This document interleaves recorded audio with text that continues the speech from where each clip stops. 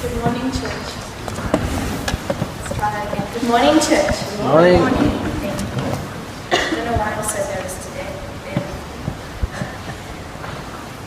My section of passage is going to be from Luke 8, verse 14 to 56. The title of this is Miracles of Healing, for those who don't want to read it all. Verse 14.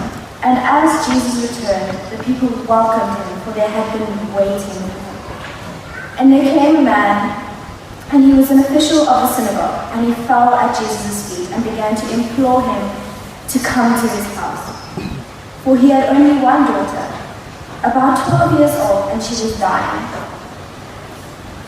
But as he went, the crowds were pressed against him. And a woman who had hemorrhage, which is excessive bleeding, and could not be healed by anyone, paused there. We watched as this nameless lady, with a discharge of blood, comes to Jesus.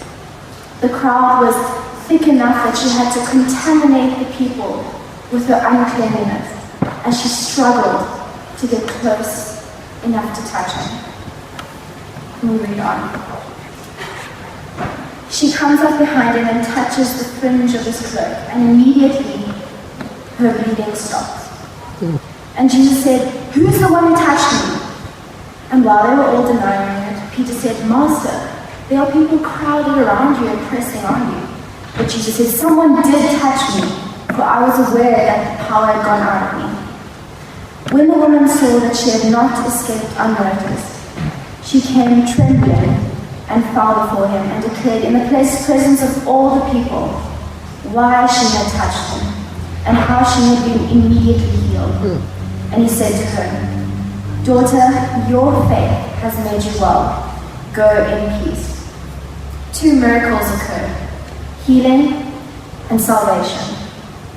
Even if she had not been honest, she had already been made well, but she would have remained unaware of the second miracle. She would have seen the sign, but would not have known where it was pointing. Her self-protective deceit would have allowed her to have a whole body, but still a distorted identity. The principle is, we will not know God's full restoration until we are fully honest. Honesty in itself is an act of faith. It declares, "God, I believe you are trustworthy with this information. I believe your grace is greater than my shame. I believe you will act with compassion towards my honesty." For us, we need to realize that what hinders our spiritual growth is often not the need for more information, but the need to be honest. Once we are honest about the things we have hidden, then we can experience the more complete transformation available from the gospel we already know.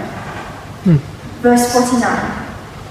While he was still speaking, someone came from the house of the synagogue's official, saying, "Your daughter has died. Do not trouble the teacher anymore." But when Jesus heard this, he answered, "Do not be afraid any longer. Only believe, and she will be made well." Hallelujah. When he came to the house, he did not allow anyone to enter with him except Peter, John, James, and the girl's father and mother. Now they were all weeping for her. But he said, "Stop weeping, for she has not died. She is simply asleep." They began laughing at him, knowing that she had died. He, however, took her by the hand and called, saying, "Child, arise." And her spirit returned, and she got up immediately. And he gave orders for something to be brought to her for her to eat. The parents were amazed, but he instructed them to tell no one what had happened. I was speaking to my dad, and I asked him the question, was there ever a time in your life where everything or everyone was telling you to give up? He thought of it, and he said, "Yes, actually, there was." back when I was still young and I was still seeing your mother. He said, my life wasn't in order, and I wasn't on the straight and narrow. I wasn't doing things that SDA should be doing. But your mother asked me to keep trying. And she said to him, I'm not going to be with you if you don't change your life.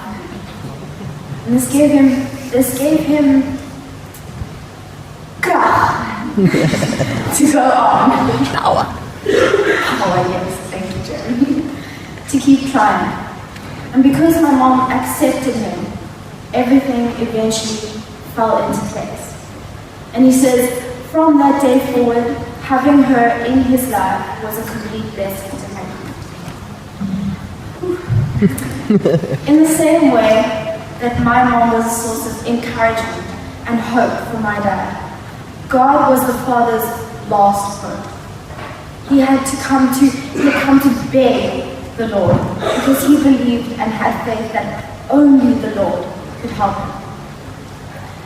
Then the Lord tests his faith. He doesn't help him immediately. He first, oh no, somebody touched me. I'm gonna make you wet, and I'm gonna test your faith. Can you imagine how he was feeling? He had just spoken to the Lord, and the Lord had hadn't answered him. Imagine feeling invisible. Then the officials from his house come to him and give him the news that his daughter is dead. Did he leave? No. He stayed, even though he was disappointed. And even though he knew that Jesus had put the woman's needs before his, he still held fast to God. And eventually, God had healed his daughter for him. Mm-hmm. Jesus was the source of hope to the Father. Who is Jesus to you?